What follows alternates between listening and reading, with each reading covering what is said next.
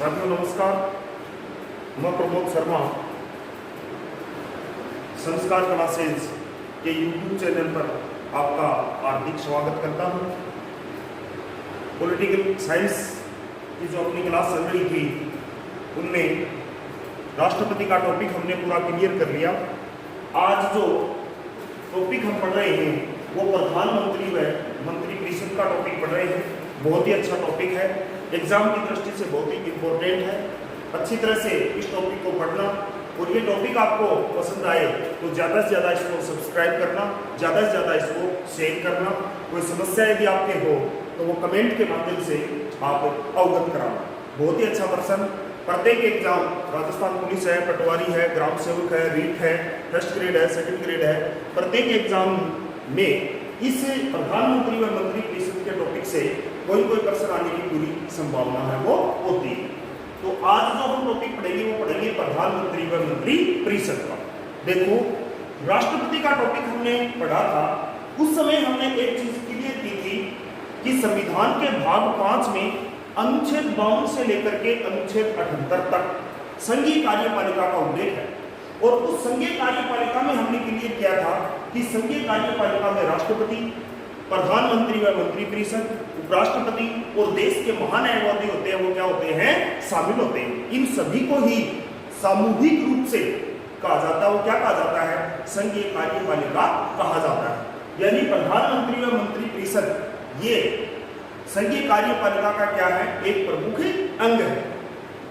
राष्ट्रपति की शक्तियां हमने पढ़ी थी, उस समय हमने एक चीज क्लियर की थी और वो चीज जो हमने क्लियर की थी वो क्या की थी कि राष्ट्रपति अपनी शक्तियों का जो प्रयोग करता है, कोई भी जो कार्य करता है वह मंत्रिपरिषद की सलाह से करता है।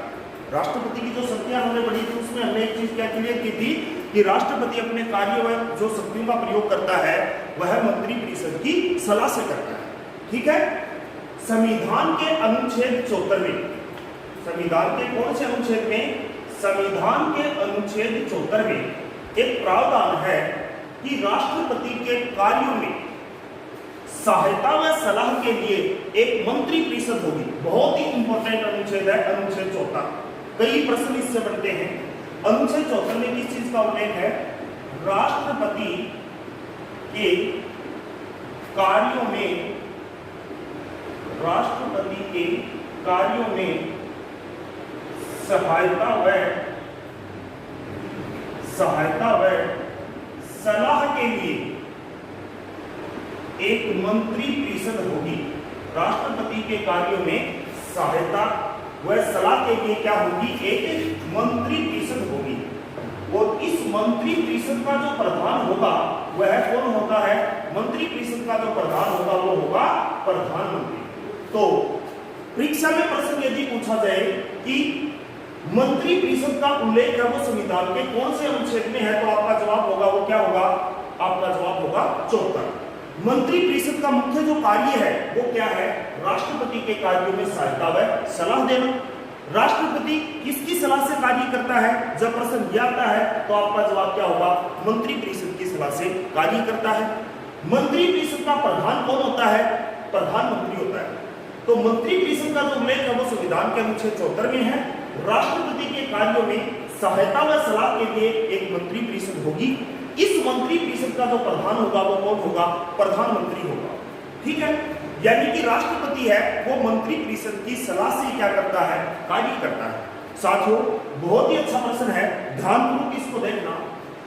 प्रधानमंत्री इंदिरा गांधी के कार्यकाल में, किसके कार्यकाल में, प्रधानमंत्री इंदिरा गांधी के कार्यकाल में एक महत्वपूर्ण संविधान संशोधन किया गया था।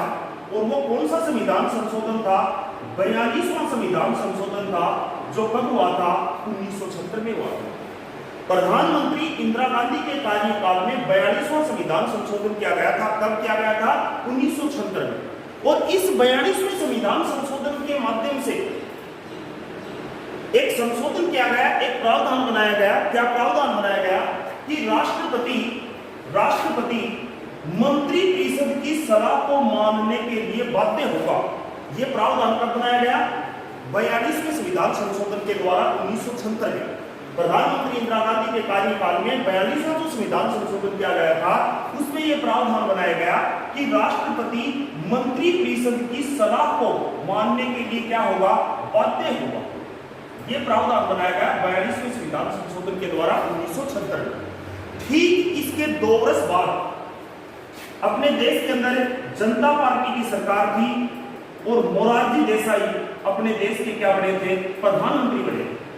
मोरारजी देसाई के कार्यकाल में 44वां संविधान संशोधन किया गया और ये 44वां संविधान संशोधन जो किया गया था वो कब किया गया था भाई, 1978 में। और इस 44वें संविधान संशोधन में के द्वारा क्या इसमें थोड़ा परिवर्तन किया गया, वो क्या किया गया, इस 44वें संविधान संशोधन के द्वारा 1978 में परिवर्तन किया गया कि राष्ट्रपति एक बार मंत्री परिषद के पास सलाह को पुनर्विचार के लिए भेज सकता है। यानी मंत्री परिषद की सलाह को मानने के लिए राष्ट्रपति बाध्य होगा। यह प्रावधान कब बनाया गया, 42वें संविधान संशोधन के द्वारा 1976 में। मोरारजी देसाई के कार्यकाल में जो 44वां संविधान संशोधन किया गया 1978 में, उसमें क्या प्रावधान बना दिया गया कि राष्ट्रपति एक बार मंत्री परिषद के पास सलाह को पुनर्विचार के लिए क्या कर सकता है, भेज सकता है। लेकिन दूसरी बार उसकी सलाह को मानने के लिए राष्ट्रपति है वो क्या है, बाध्य है। मानो कि आपकी परीक्षा में प्रश्न आता है कि राष्ट्रपति मंत्री परिषद की सलाह को मानने के लिए, राष्ट्रपति मंत्री परिषद की सलाह को ऑप्शन में दे दिया मानने के लिए बाध्य है, एक में दे दिया एक बार पुनर्विचार के लिए वापस लौटा सकता है, और सी डी में कोई और 2 विकल्प यदि बढ़ा करके दे दिए जाते हैं, तो ऐसी स्थिति में जो आपका जवाब होगा वो क्या होगा, ऐसी स्थिति में आपका जवाब होगा कि राष्ट्रपति मंत्री परिषद को एक बार सलाह यानी पुनर्विचार के लिए क्या कर सकता है, वापस लौटा सकता है, लेकिन दूसरी बार उसे मानने के लिए बाध्य है। और यह प्रावधान कब बनाया गया, 44वें संविधान संशोधन के द्वारा बनाया गया। ये 44वां संविधान संशोधन जो हुआ था वह कब हुआ था, ये 44वां संविधान संशोधन 1978 में हुआ था। साथियों, इस समय अपने देश के जो प्रधानमंत्री थे वो कौन थे, मोरारजी देसाई थे। जबकि राष्ट्रपति मंत्री परिषद की सलाह को मानने के लिए बाध्य होगा। यह प्रावधान जो बनाया गया था वो बनाया गया था 42वें संविधान संशोधन के द्वारा बनाया गया था। और ये 42वां संविधान संशोधन प्रधानमंत्री इंदिरा गांधी के कार्यकाल में हुआ था। और कब हुआ था, 1976 में हुआ। ठीक है, ये अच्छी तरह से कंसेप्ट अपना क्लियर हो गया कि राष्ट्रपति मंत्री परिषद को एक बार सलाह को पुनर्विचार के लिए क्या कर सकता है, लौटा सकता है। 44वें संविधान संशोधन के अंतर्गत ये प्रावधान बनाया गया था 1978 में। तो राष्ट्रपति कोई भी जो कार्य करता हो किसकी सलाह से कार्य करता है, मंत्री परिषद की सलाह से कार्य करता है। और एक बार मंत्री परिषद को वह पुनर्विचार के लिए सलाह है वो वापस क्या कर सकता है, लौटा सकता है। उसके बाद में दूसरी चीज देखो, दूसरी चीज हम क्लियर करें, मंत्री परिषद के द्वारा राष्ट्रपति को जो सलाह दी जाती है, मंत्री परिषद के द्वारा किसको सलाह दी जाती है, राष्ट्रपति को। परीक्षा में प्रश्न बना करके पूछा जा सकता है, क्या मंत्री परिषद के द्वारा राष्ट्रपति को सलाह दी जाती है उसे किसी न्यायालय के अंदर चुनौती दी जा सकती है? बिल्कुल अच्छी तरह से याद रखना साथियों, मंत्री परिषद के द्वारा राष्ट्रपति को जो सलाह दी जाती है उस मामले में किसी भी प्रकार से किसी न्यायालय के अंदर उसे चुनौती नहीं दी जा सकती। ठीक है, मंत्री परिषद के द्वारा जो राष्ट्रपति को सलाह दी जाती है उसे न्यायालय में चुनौती नहीं दी जा सकती। परीक्षा में प्रश्न बनकर क्या है कि क्या मंत्री परिषद की सलाह को, जो राष्ट्रपति को सलाह दी जाती है, क्या उसे न्यायालय में चुनौती दी जा सकती है, हाँ या नहीं? तो आपका जो जवाब होगा वो क्या होगा, मंत्री परिषद की सलाह जो राष्ट्रपति को दी जाती है उसे न्यायालय में चुनौती नहीं दी जा सकती। ठीक है, उसके बाद में देखो अनुच्छेद 74 में हमने क्लियर किया है कि राष्ट्रपति के कार्यों में सहायता व सलाह के लिए एक मंत्री परिषद होगी। सबसे पहले तो अपने दिमाग में एक प्रश्न ये खड़ा हो रहा है कि मंत्री परिषद है क्या, मंत्री परिषद है वो क्या है? मंत्री परिषद में 3 स्तर के मंत्री होते हैं। कितने स्तर के मंत्री होते हैं मंत्री परिषद में? 3 स्तर के मंत्री होते हैं। और ये 3 स्तर के जो मंत्री होते हैं वो कौन कौन से होते हैं भाई? एक तो होते हैं केंद्रीय मंत्री, और इन केंद्रीय मंत्रियों को हम कैबिनेट मंत्री भी कहते हैं। क्या कहते हैं? कैबिनेट मंत्री भी कहते हैं। दूसरे जो मंत्री होते हैं वो क्या होते हैं? राज्य मंत्री। और तीसरे स्तर के जो मंत्री होते हैं वो कौन से होते हैं? उपमंत्री। तीसरे स्तर के जो मंत्री होते हैं वो क्या होते हैं? उपमंत्री होते हैं। केंद्रीय मंत्री यानी कि जिसे हम कैबिनेट मंत्री भी बोलते हैं। दूसरे स्तर के जो मंत्री होते हैं वो कौन से होते हैं? राज्य मंत्री। और तीसरे स्तर के जो मंत्री होते हैं वो कौन से होते हैं? तीसरे स्तर के मंत्री होते हैं वो उपमंत्री। इनमें कुछ राज्य मंत्री स्वतंत्र प्रभार के भी हो सकते हैं। कई बार आप किताब के अंदर पढ़ते हो राज्य मंत्रियों के आगे एक स्वतंत्र प्रभार लिखा हुआ शब्द आपको पढ़ने के लिए मिलता है। इस स्वतंत्र प्रभार का मतलब ये है कि ये जो विभाग जिस मंत्री को दिया हुआ है और उसके आगे स्वतंत्र प्रभार लिखा हुआ है तो वो विभाग केवल उसी के पास है, दूसरे के पास भी नहीं है। ठीक है, तो मंत्री परिषद में कितने स्तर के मंत्री होते हैं? 3 स्तर के मंत्री होते हैं। और इन तीनों को ही सामूहिक रूप से हम कहेंगे, वो क्या कहेंगे? मंत्री परिषद कहेंगे। यानी मंत्री परिषद की जो परिभाषा है अपने से पूछी जाती है, सबसे पहला प्रश्न तो है कि मंत्री परिषद में कितने स्तर के मंत्री होते हैं? आपका जवाब होगा 3 स्तर के मंत्री। याद रखना, कुछ किताबों में क्या होता है, कुछ किताबों के अंदर एक संसदीय सचिव भी दिया होता है कि संसदीय जो सचिव होते हैं वो भी इसमें शामिल कर दिए जाते हैं। साथियों याद रखना, संसदीय जो सचिव होते हैं ना वो मंत्री परिषद में शामिल नहीं होते हैं। मंत्री परिषद के जो सदस्य होते हैं और संसदीय सचिव होते हैं उनमें बहुत ज्यादा क्या है फर्क है, ये मंत्री परिषद में कभी भी शामिल नहीं होते हैं। इसके बारे में आगे हम थोड़ा क्लियर करेंगे कि क्यों शामिल नहीं होते हैं।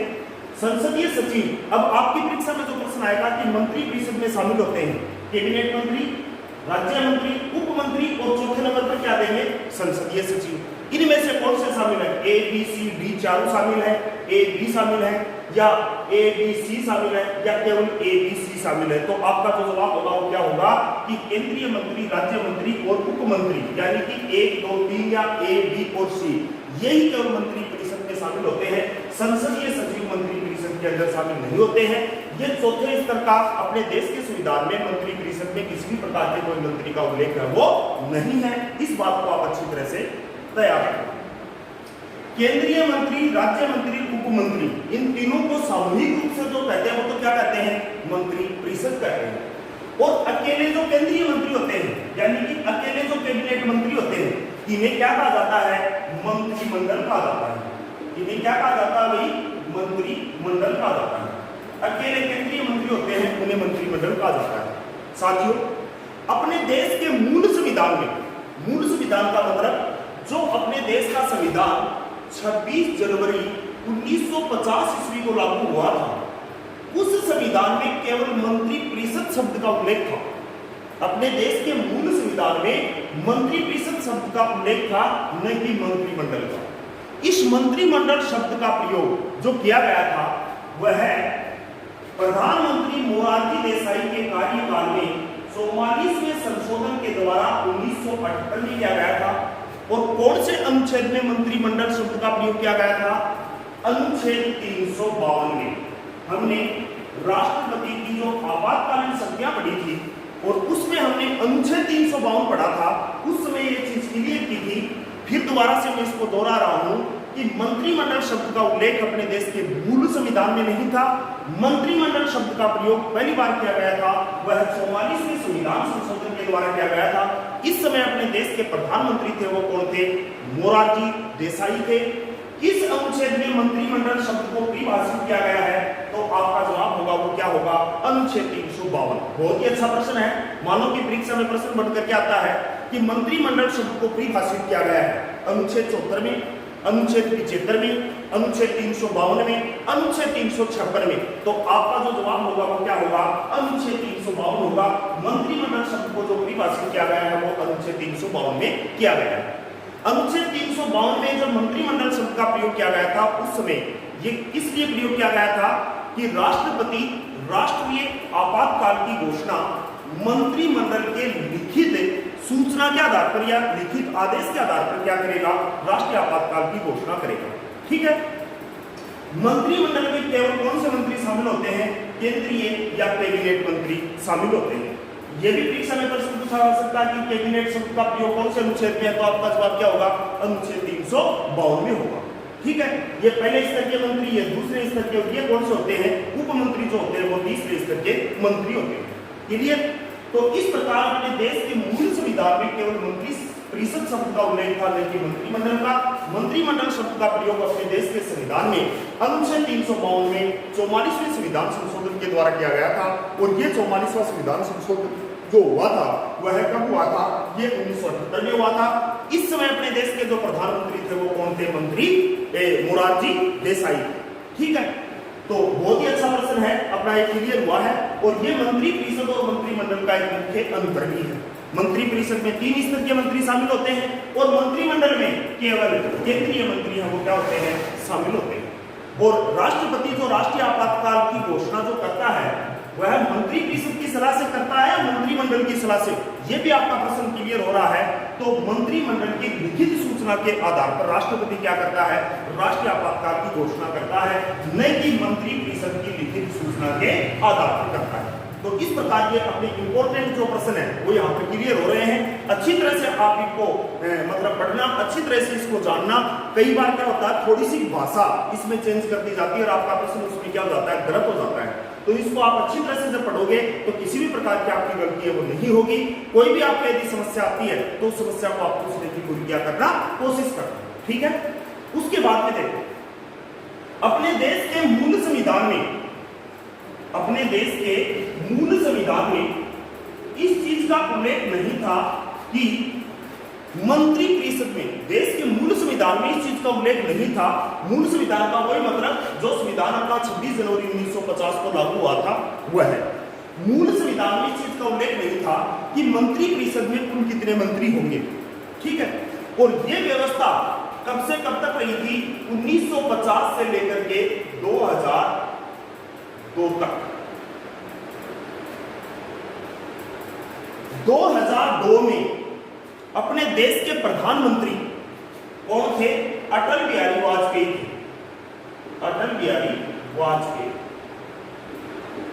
2002 में अटल बिहारी वाजपेयी जो अपने देश के प्रधानमंत्री थे, इन्होंने सर्वोच्च न्यायालय के पूर्व मुख्य न्यायाधीश एमएन वेंकटचलैया की अध्यक्षता में एक आयोग का गठन किया था जिसका नाम था संविधान समीक्षा आयोग। किसकी अध्यक्षता में?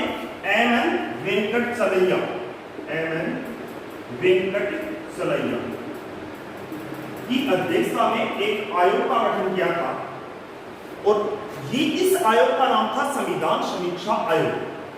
इस आयोग से ये सिफारिश मांगी गई थी कि क्या मंत्री परिषद में कुल कितने मंत्री होने चाहिए, इसका कोई स्तर निश्चित किया जाए, इनकी संख्या निश्चित की जाए। क्योंकि 2002 तक तो किसी भी प्रकार का मंत्री परिषद में कितने मंत्री होंगे? 5 होंगे, 10 होंगे, 20 होंगे, 50 होंगे, 100 होंगे, इस प्रकार का कहीं पर भी कोई उल्लेख नहीं था। चाहे 20 बना दो, चाहे 80 बना दो, चाहे 90 बना दो, किसी प्रकार का उल्लेख नहीं था। प्रधानमंत्री अटल बिहारी वाजपेयी के कार्यकाल में एक संविधान समीक्षा आयोग का गठन किया गया था और इस संविधान समीक्षा आयोग का जो गठन किया गया था, इसके जो अध्यक्ष थे वह कौन थे? इसके अध्यक्ष थे एमएन वेंकटचलैया। ये सर्वोच्च न्यायालय के पूर्व क्या थे? मुख्य न्यायाधीश थे। इस आयोग ने सिफारिश सौंपी 2002 में कि मंत्री परिषद का जो आकार है वह लोकसभा की कुल सदस्य संख्या का 10% निश्चित किया जाए। इस आयोग ने जो रिपोर्ट सौंपी वो क्या सौंपी थी कि मंत्री परिषद का आकार लोकसभा की कुल सदस्य संख्या का 10% निश्चित किया जाए। दोस्तों अच्छी तरह से इसको आप यहाँ पर ध्यान से देखना। आपके दिमाग में एक बात घूम रही है कि 15%, ये अभी हम क्लियर करेंगे 15% के बारे में। इस आयोग ने रिपोर्ट सौंपी थी, इस आयोग ने सिफारिश की थी कि मंत्री परिषद का जो आकार कितना किया जाए, लोकसभा की कुल सदस्य संख्या का 10% निश्चित किया जाए। लेकिन अपनी सरकार ने क्या किया? इस रिपोर्ट कार्ड में कुछ संशोधन करते हुए और 2003 में 51वां संविधान संशोधन किया। कौन सा संविधान संशोधन किया? 51वां संविधान संशोधन किया। ये 51वां संविधान संशोधन जो हुआ था ये कब हुआ था भाई? 2003 में। और इस समय अपने देश के प्रधानमंत्री थे वो कौन थे? अटल बिहारी वाजपेयी थे। अटल बिहारी वाजपेयी के कार्यकाल में 51वां संविधान संशोधन किया गया 2003 में। और इसमें क्या प्रावधान बना दिया गया कि मंत्री परिषद का जो आकार है वह लोकसभा की कुल सदस्य संख्या का 15% होगा, यानी मंत्रिपरिषद का आकार लोकसभा की कुल सदस्य संख्या का 15% होगा। यह जो निश्चित किया गया था वो कौन से संविधान संशोधन के द्वारा किया गया था? 91वें संविधान संशोधन के द्वारा किया गया था। यह कब हुआ था? 2003 में हुआ था। इस समय अपने देश के प्रधानमंत्री थे वो कौन थे? अटल बिहारी वाजपेयी थे, वो अपने देश के प्रधानमंत्री थे। जबकि इस संविधान समीक्षा आयोग ने जो रिपोर्ट सौंपी थी उसमें मंत्रिपरिषद का आकार कितना निश्चित करने की इन्होंने सलाह दी थी? लोकसभा की कुल सदस्य संख्या का 15%। इसके बाद में यह प्रावधान हो गया 2003 से कि मंत्रिपरिषद में प्रधानमंत्री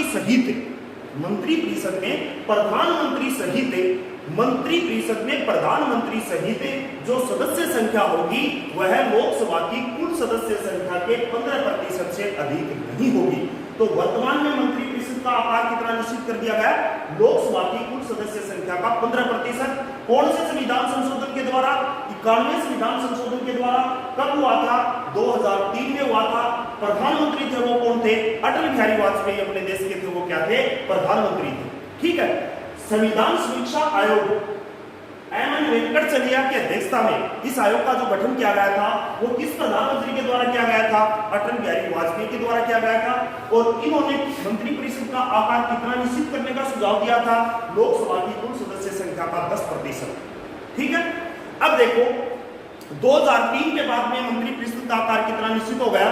लोकसभा की कुल सदस्य संख्या का 15%। यहाँ पर 3 प्रश्न बन रहे हैं।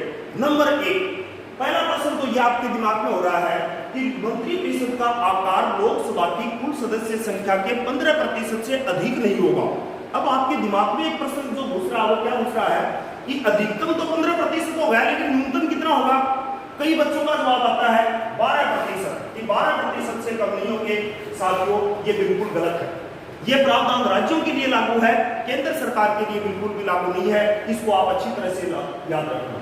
राज्यों के अंदर मंत्रिपरिषद का जो प्रावधान है उसमें नियम है कि 12 से सदस्य संख्या 12 से कम नहीं होगी और 15% से अधिक मंत्रिपरिषद की संख्या वो नहीं होगी।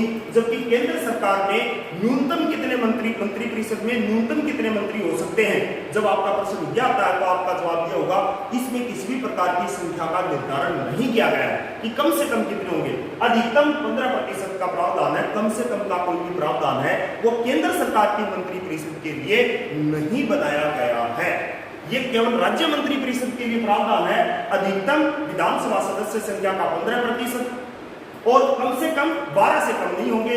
ये राज्य मंत्रिपरिषद के लिए प्रावधान है, न कि केंद्र सरकार की मंत्रिपरिषद के लिए ये प्रावधान। दूसरी चीज, मंत्रिपरिषद का जो दूसरा प्रश्न यहाँ पर जो तैयार हो रहा है वो क्या हो रहा है कि मंत्रिपरिषद के अंदर क्या प्रधानमंत्री भी शामिल होते हैं? दोस्तों अच्छी तरह से याद रखना, मंत्रिपरिषद जो है उसमें जो प्रधानमंत्री है वो सर्वोच्च कैबिनेट मंत्री होता है। मंत्रिपरिषद के अंदर प्रधानमंत्री जो होता है वह सर्वोच्च क्या होता है? कैबिनेट मंत्री होता है। वह एक मंत्री होता है, मंत्रियों का प्रधान, यानी अन्य मंत्रियों से क्या है वो सर्वोच्च है। ठीक है। इस प्रकार दूसरा प्रश्न ये है कि क्या इस 15% में प्रधानमंत्री भी शामिल है? तो याद रखना इस 15% में प्रधानमंत्री है वो क्या है? शामिल है। जो केंद्रीय मंत्री होते हैं उनमें सर्वोच्च जो कैबिनेट मंत्री होता है वो कौन होता है? प्रधानमंत्री होता है। क्लियर? तो इस प्रकार मंत्रिपरिषद का जो आकार है वो निश्चित किया गया। 91वें संविधान संशोधन के द्वारा 2003 में अपने देश के संविधान में 91वें संविधान संशोधन जो हुआ था 2003 में, इसमें अनुच्छेद 75 के अंदर एक नया प्रावधान जोड़ा गया था, अनुच्छेद 75 एक कै। और इसमें क्या प्रावधान जोड़ दिया गया? अनुच्छेद 75 एक कै या अनुच्छेद 75 एक ए में कि मंत्रिपरिषद में लोकसभा की कुल सदस्य संख्या के 15% से अधिक मंत्री नहीं होंगे। तीसरा इसमें जो प्रश्न है वो क्या है? कई बार प्रश्न पूछ लिया जाए, बहुत ही अच्छा प्रश्न है कि क्या मंत्रिपरिषद में जो 15% मंत्री शामिल होंगे वह संसद की कुल सदस्य संख्या का 15% होगा? राज्यसभा व लोकसभा राज्यसभा की सदस्य संख्या का 15% होगा? लोकसभा की कुल सदस्य संख्या का 15% होगा? लोकसभा की निर्वाचित सदस्य संख्या संख्या का 15% होगा या मनोनीत सदस्यों का 15% होगा? इस प्रकार का जो प्रश्न है वो परीक्षा के अंदर कंफ्यूज करने के लिए आपको दिया जा सकता है। तो यहाँ पर याद रखना, लोकसभा के निर्वाचित सदस्य इसमें शामिल नहीं है, लोकसभा की कुल सदस्य संख्या का 15% होगा। ये बात आपको अच्छी तरह से याद रखनी है। आपको कंफ्यूज करने के लिए देंगे संसद की सदस्य संख्या का 15%, लोकसभा के निर्वाचित सदस्य संख्या का 15%, लोकसभा की कुल सदस्य संख्या का 15% और डी में दिया जाएगा राज्यसभा की सदस्य संख्या का 15%। तो आपका जो जवाब होगा वो क्या होगा? लोकसभा की कुल सदस्य संख्या का 15%, नहीं कि लोकसभा की निर्वाचित सदस्य संख्या का। और कुल सदस्य संख्या की यदि बात आ जाती है तो इसमें निर्वाचित और मनोनीत दोनों सदस्य होते हैं, वो क्या होते हैं? शामिल होते हैं। क्लियर? इसके बाद में देखो आगे हम पढ़े मंत्री परिषद में जो 3 स्तर के मंत्री शामिल होते हैं, मंत्री परिषद में किनको शामिल किया जाएगा और कौन मंत्री परिषद में शामिल होंगे, ये निश्चित किसके द्वारा किया जाता है? ये निश्चित किया जाता है प्रधानमंत्री के द्वारा। और इसीलिए प्रधानमंत्री को मंत्री परिषद का क्या कहा जाता है? भाई निर्माता कहा जाता है। राज्य मंत्री परिषद का जो निर्माता होता है वो तो कौन होता है? मुख्यमंत्री होता है। और केंद्रीय मंत्री परिषद का जो निर्माता होता है वो कौन होता है? प्रधानमंत्री होता है। क्योंकि प्रधानमंत्री ही ये निश्चित करता है कि किसे मंत्री बनाया जाए, उसे कौन सा विभाग दिया जाए। राष्ट्रपति केवल उनकी नियुक्ति करता है, उन्हें शपथ दिलाने का कार्य करता है। विभागों का बंटवारा किया जाता है, मंत्री परिषद में किसको शामिल किया जाएगा, कौन सा विभाग दिया जाएगा, ये पूरा कार्य प्रधानमंत्री का होता है। इसलिए प्रधानमंत्री को मंत्री परिषद का क्या कहते हैं? निर्माता कहते हैं। आगे हम प्रधानमंत्री की शक्तियां पढ़ेंगे, उसके अंदर इसको और भी अच्छी तरह से हम क्या करेंगे? क्लियर करेंगे। उसके बाद में नेक्स्ट जो अनुच्छेद आता है वो कौन सा आता है? अनुच्छेद 75। अनुच्छेद 75 हम पढ़ते हैं। अनुच्छेद 75 1 के अंतर्गत मंत्री परिषद के सदस्यों की नियुक्ति राष्ट्रपति द्वारा की जाती है। मंत्री परिषद के जो सदस्य होते हैं उनकी नियुक्ति किसके द्वारा की जाती है? राष्ट्रपति द्वारा की जाती है। मंत्री परिषद के सदस्यों की नियुक्ति है वो किसके द्वारा की जाती है? भाई राष्ट्रपति द्वारा की जाती है। और इसमें प्रधानमंत्री होता है वो भी क्या होता है? शामिल होता है।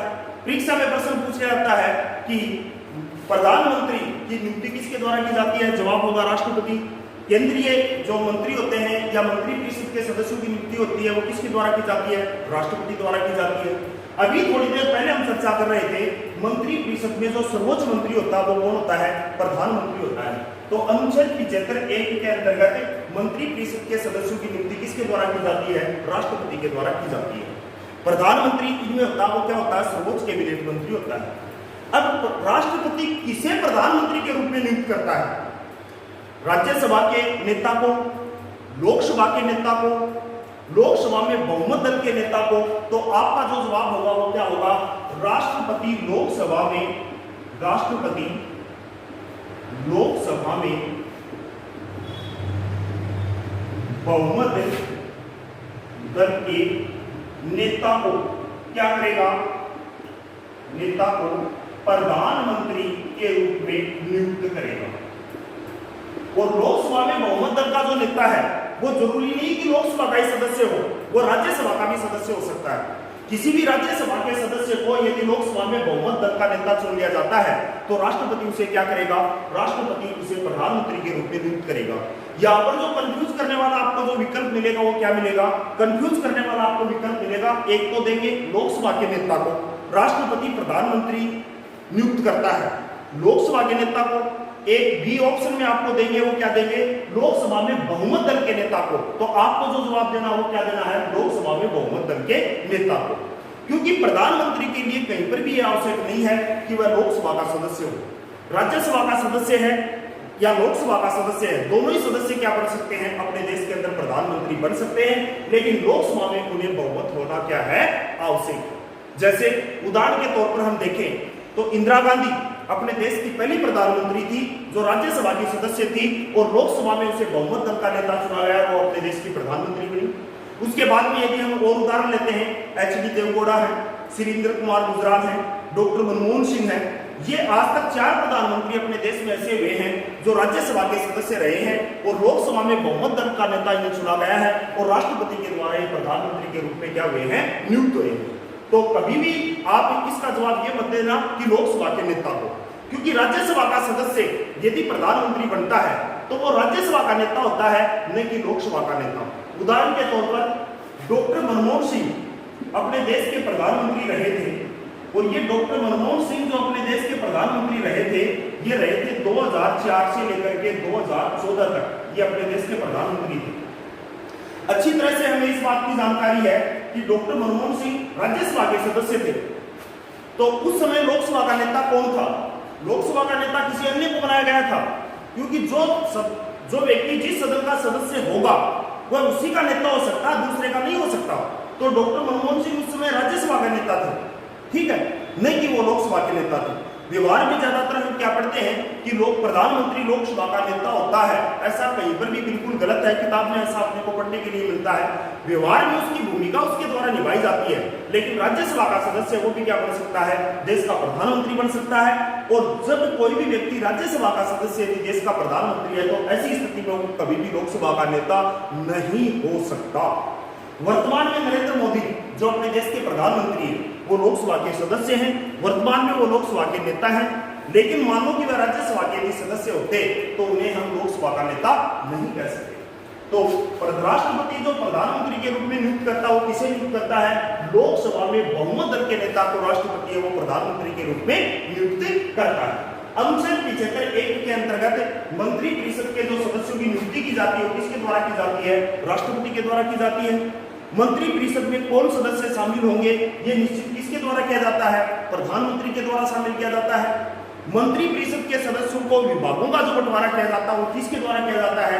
मंत्री परिषद के सदस्यों को विभागों का जो बंटवारा किया जाता है वो प्रधानमंत्री के द्वारा किया जाता है। क्लियर? इसके बाद में आगे हम क्लियर करें अनुच्छेद 75(2) और अनुच्छेद 75(2) में किस चीज का उल्लेख है? अनुच्छेद 75(2) में उल्लेख है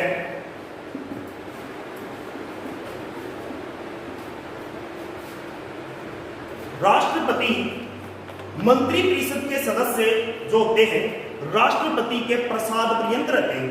मंत्री परिषद के सदस्य किसके प्रसाद पर्यंत पद पर बने रहते हैं? मंत्री परिषद के सदस्य राष्ट्रपति के प्रसाद पर्यंत पद पर बने रहते हैं। प्रसाद का मतलब होता है इच्छा। ये दूसरा पेपर में इच्छा पर्यंत नाम भी आ सकता है, इच्छा पर्यंत या प्रसाद पर्यंत। मंत्री परिषद के सदस्य राष्ट्रपति के प्रसाद पर्यंत या इच्छा पर्यंत पद पर क्या रहते हैं? बने रहते हैं। अर्थात इसका सीधा सा मतलब ये हो गया कि राष्ट्रपति मंत्री परिषद के सदस्यों को कभी भी क्या कर सकता है? भाई राष्ट्रपति मंत्री परिषद के सदस्यों को कभी भी बर्खास्त कर सकता है। प्रश्न नंबर 1 तो ये खड़ा हो रहा है, क्या खड़ा हो रहा है कि मंत्री परिषद के सदस्य किसके प्रसाद पर्यंत पद पर बने रहते हैं? आपका जवाब होगा वो क्या होगा? राष्ट्रपति होगा। दूसरा प्रश्न यहाँ पर जो खड़ा हो रहा है वो क्या हो रहा है? मंत्री परिषद के सदस्यों को बर्खास्त करने का अधिकार किसे है? तो आपका जवाब होगा वो क्या होगा? राष्ट्रपति को है। राष्ट्रपति मंत्री परिषद के सदस्यों को कभी भी क्या कर सकता है? पद से हटा सकता है, उन्हें पद से बर्खास्त कर सकता है। यानी राष्ट्रपति के प्रसाद पर्यंत वो क्या रहते हैं? पद पर बने रहते हैं। क्लियर? उसके बाद में अनुच्छेद आता है 75(3). अनुच्छेद 75(3) में किस चीज का उल्लेख है? बहुत ही इंपॉर्टेंट अनुच्छेद है। कई बार परीक्षा के अंदर ये प्रश्न है वो पूछा जाता है। मंत्री परिषद के सदस्य, अनुच्छेद 75(3) में लिखा हुआ है मंत्री परिषद के सदस्य सामूहिक रूप से, मंत्री परिषद के सदस्य सामूहिक रूप से लोकसभा के प्रति उत्तरदायी होते हैं। किसके प्रति उत्तरदायी होते हैं? लोकसभा के प्रति उत्तरदायी होते हैं।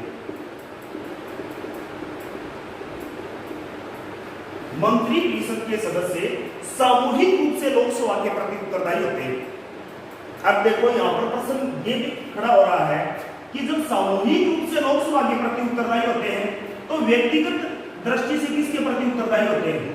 मंत्री परिषद के सदस्य सामूहिक रूप से लोकसभा के प्रति तथा व्यक्तिगत दृष्टि से देखा जाए तो राष्ट्रपति के प्रति क्या होते हैं? उत्तरदायी होते हैं। व्यक्तिगत दृष्टि से किसके प्रति उत्तरदायी होते हैं? राष्ट्रपति के प्रति, और सामूहिक रूप से लोकसभा के प्रति। ये सामूहिक उत्तरदायित्व का प्रावधान मंत्री परिषद के सदस्य सामूहिक रूप से लोकसभा व विधानसभा के प्रति उत्तरदायी होंगे ये प्रावधान अपने देश के संविधान में जो लिया गया है वो कहां से लिया गया है भाई? ब्रिटेन के संविधान से लिया गया है। कहां से लिया गया है? ब्रिटेन के संविधान से प्रावधान लिया गया है। कौन सा प्रावधान लिया गया है कि मंत्रिपरिषद के सदस्य सामूहिक रूप से लोकसभा के प्रति उत्तरदायी होते हैं, मंत्रिपरिषद के सदस्य सामूहिक रूप से विधानसभा के प्रति उत्तरदायी होंगे। ये प्रावधान हमने ब्रिटेन के संविधान से लिया है। अब देखो ये सामूहिक उत्तरदायित्व है क्या? सामूहिक उत्तरदायित्व का मतलब है मंत्रिपरिषद के किसी एक सदस्य के विरुद्ध, मंत्रिपरिषद के किसी एक सदस्य के विरुद्ध यदि अविश्वास प्रस्ताव पारित किया जाता है, मंत्रिपरिषद के किसी एक सदस्य के विरुद्ध यदि अविश्वास प्रस्ताव पारित होता है तो संपूर्ण मंत्रिपरिषद के सदस्य पद से क्या होते हैं? बर्खास्त होते हैं, यानी पद से हटते हैं।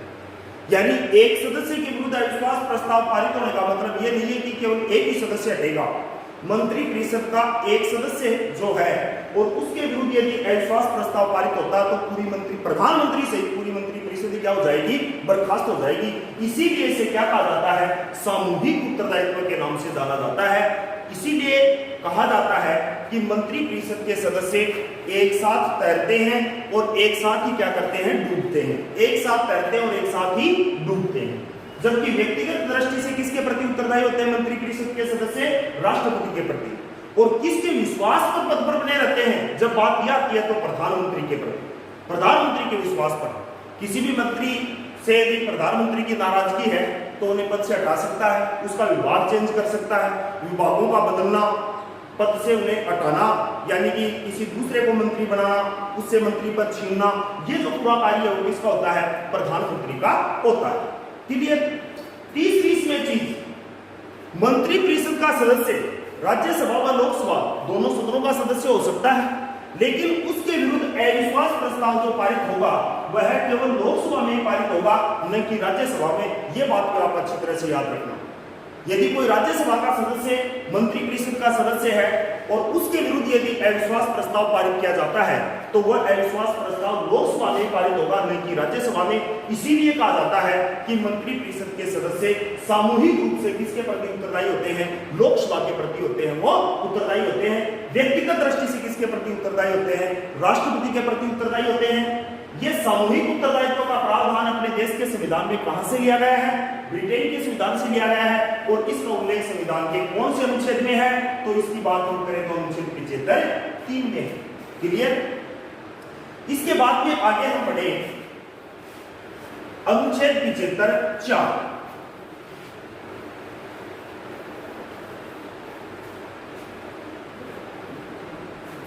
अनुच्छेद 75(4) और अनुच्छेद 75(4) में किस चीज का उल्लेख है भाई? अनुच्छेद 75(4) में उल्लेख है कि मंत्रिपरिषद के सदस्य राष्ट्रपति के समक्ष, मंत्रिपरिषद के सदस्य राष्ट्रपति के समक्ष शपथ लेते हैं। मंत्रिपरिषद के सदस्य राष्ट्रपति के समक्ष क्या लेते हैं? शपथ लेते हैं।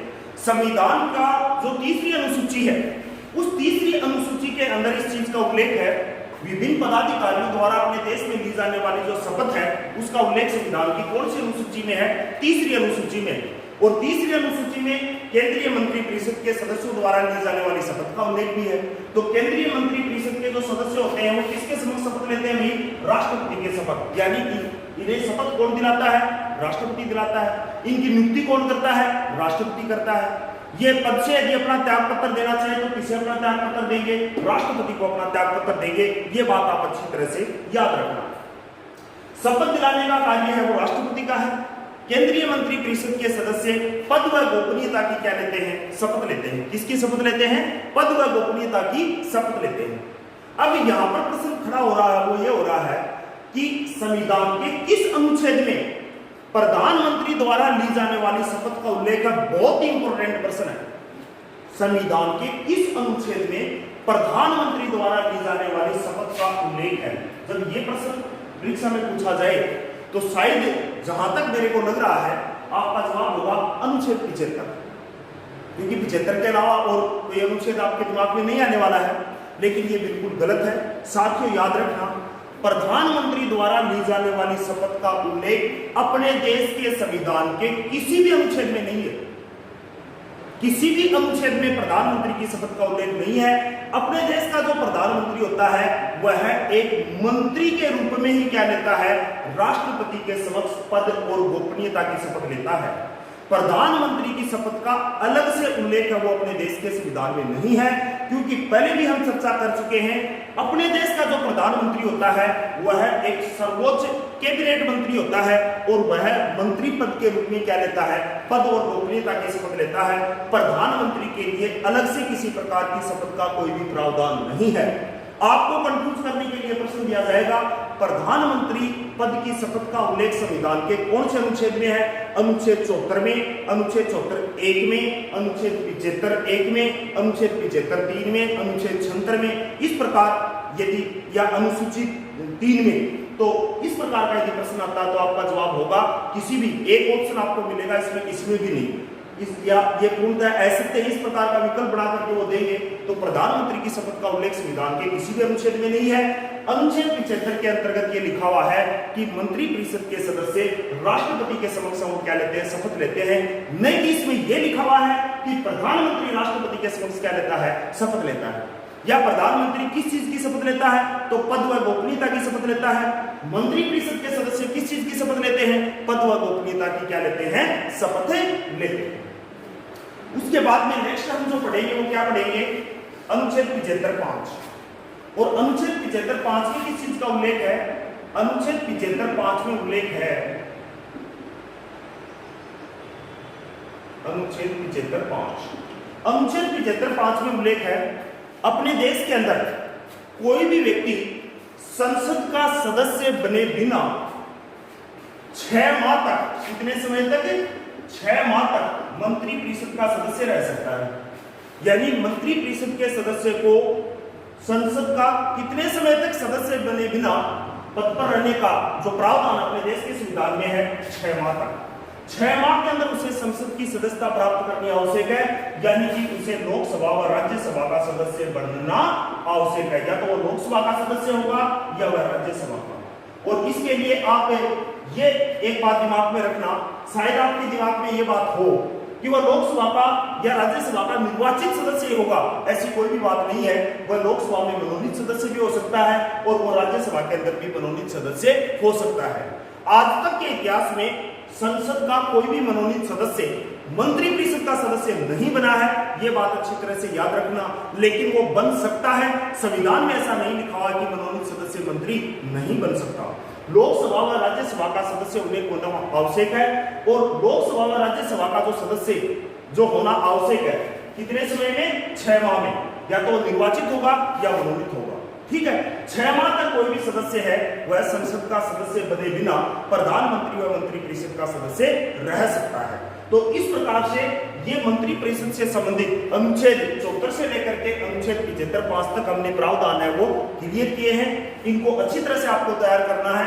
किसी प्रकार की कोई समस्या आपको यदि आती है तो कमेंट के माध्यम से अवगत कराना, चैनल को ज्यादा से ज्यादा लाइक शेयर करना और इसे सब्सक्राइब करना। धन्यवाद। हाँ, देखो मंत्रिपरिषद से संबंधित एक और महत्वपूर्ण अनुच्छेद है और वो है अनुच्छेद 88। अनुच्छेद 88 में किस चीज का उल्लेख है, मंत्रिपरिषद का कोई भी सदस्य लोकसभा व राज्यसभा का सदस्य हो सकता है, उसे मंत्री बनाया जा सकता है। मंत्रिपरिषद के सदस्यों को दोनों सदनों में, लोकसभा व राज्यसभा दोनों सदनों में बोलने का अधिकार है। लोकसभा में भी और राज्यसभा में। कोई भी राज्यसभा का सदस्य यदि मंत्री है तो वह लोकसभा में बोल सकता है, लोकसभा का सदस्य यदि मंत्री है तो राज्यसभा में बोल सकता है। लेकिन जब बात मत देने की आती है तो ऐसी स्थिति में मत जो देने का उन्हें अधिकार है, मत देने का अधिकार है, वह उसी सदन में उन्हें मत देने का अधिकार है जिस सदन का वह सदस्य है। यह बात आप अच्छी तरह से याद रखना। क्या केंद्रीय मंत्रिपरिषद के सदस्य किसी भी सदन के अंदर अपने मत का प्रयोग कर सकते हैं? बिल्कुल भी नहीं कर सकते। मत का प्रयोग वह उसी सदन में करेंगे जिस सदन का वह सदस्य है। लेकिन अनुच्छेद 88 के अंतर्गत मंत्रिपरिषद के सदस्यों को वह चाहे लोकसभा का सदस्य है या राज्यसभा का सदस्य है, दोनों सदनों में उसे बोलने का अधिकार है, बैठकों में भाग लेने का अधिकार है, मत देने के अधिकार की यदि बात आती है तो वो उसी सदन में मत का प्रयोग करेंगे जिस सदन का वह है सदस्य। ठीक है, इस प्रकार से मंत्रिपरिषद से संबंधित जो प्रावधान है वो अपने क्लियर हो गए हैं। मंत्रिपरिषद से संबंधित जो प्रावधान है वो अपने क्लियर हो गए हैं। नेक्स्ट जो अपना टॉपिक होगा वो प्रधानमंत्री की शक्तियां होगा।